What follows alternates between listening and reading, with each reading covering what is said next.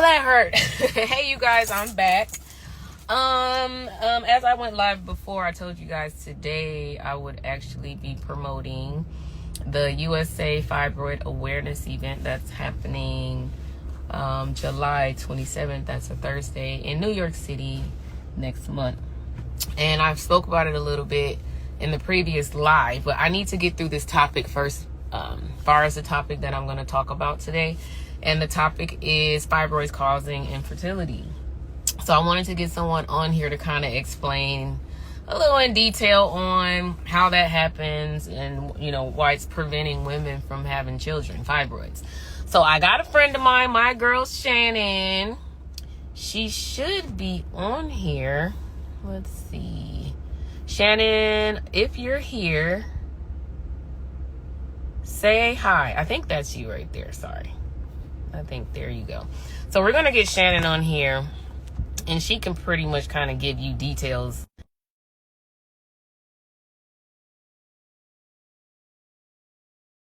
Now let's see if she answers. This is my girl Shannon. She's actually been on here before, by the way. Hello, how are you? Hey, friend.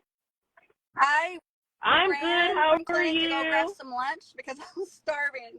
So, but it'll wait in the bag until we're done here.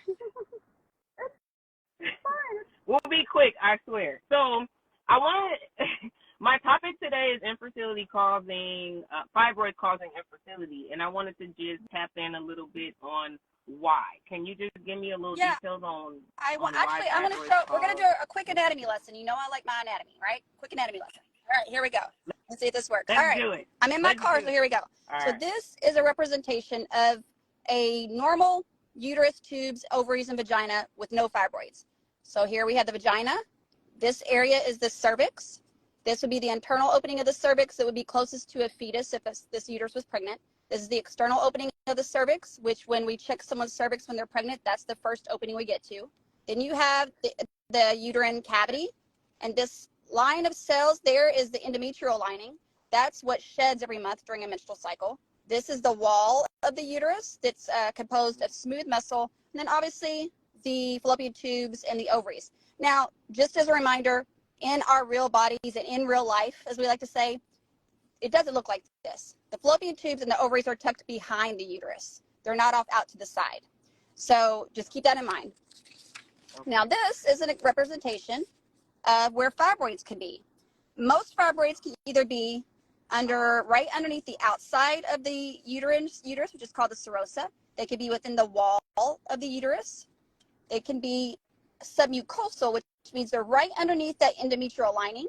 They could also be pedunculated, meaning they're on a little stalk, and they can hang into the uterine cavity. They could actually prolapse through the cervix and into the vagina.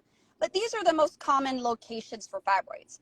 So when you think about how fibroids can affect fertility, the most common reason would be more of a mechanical obstruction. When you think about intercourse, someone is having intercourse, the sperm are deposited. They have to go through the vagina into the cervix and then into the uterine cavity, out the fallopian tubes. Now, if you happen to have a big fibroid that's obstructing the opening where it goes into the uterine, the fallopian tubes, if you happen to have a big fibroid that's obstructing the cervical canal and not allowing it to be open, if you have a submucosal fibroid that's big enough that it's distorting the lining of the uterine cavity or impinging or starting to press into the uterine cavity, all of those things can affect the ability of the sperm and the egg to join. Not only that, if the sperm and egg are able to join, and you have a big fibroid that's underneath the lining of the uterus, the endometrium, and the embryo happens to start to implant there, it may not be able to because that's not getting a good blood supply, and that could lead to miscarriage. Okay.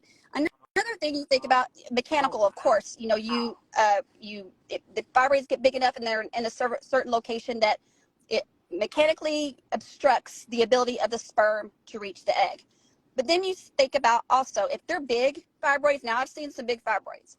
They could be in the wall, they could be in the cervix, they could be anywhere, but if they're big enough, they require blood supply.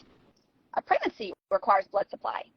So if it's big enough that those fibroids, or sometimes even a fibroid, is sucking all that blood supply away from the uterus, then we can't appropriately supply developing pregnancy with blood, right? Also think about, and I'm sure you know this, when you have a fibroid uterus, what are your menstrual cycles like? They can be all over the place. They can be heavy. They can be painful. You could bleed. Heavy, pop up whenever it wants. So, you know, people with fibroids, and sometimes it's not always the size, it's the location. And you could have irregular or heavy menstrual cycles because they are really big, or you could have heavy irregular menstrual cycles because they're located right, those submucosal ones underneath the lining of the uterus. If you're not able to have regular monthly menstrual cycles of a normal duration, how are you going to be able to get pregnant? Now, you still might be able to, but it's going to make it a little bit harder. So those are just the main reasons why having a fibroid uterus can potentially affect your fertility or your ability to get pregnant. Well, you definitely taught me something else, because you know I have fibroids now. Okay. I found out when I was pregnant, of course, but it's not as heavy as my first time. It was like a faucet. It was disrespectful. But this time is totally different from before. But you just were explaining the location can determine how and how painful, and so the pain level too. The location can also cause painful intercourse. And when you're having painful intercourse, people don't want to do that because it hurts. So that can also affect someone's ability to conceive. So there's multiple ways that having fibroids in your uterus can affect your ability to become pregnant. We need to find a cure. This is ridiculous. But you're one of my favorites. Thank you for that detailed description, because you helped me have a better understanding, and I was able to learn more about the location of the fibroids and knowing why my menstrual cycles are different from the last time I had my fibroids versus this time. So thank you. You're my girl. You know, thank you for I'll that always drop understanding. everything for you, so we're good. Thank you. We'll talk soon. You have a great day. Bye-bye. And go eat your food. All right. Bye.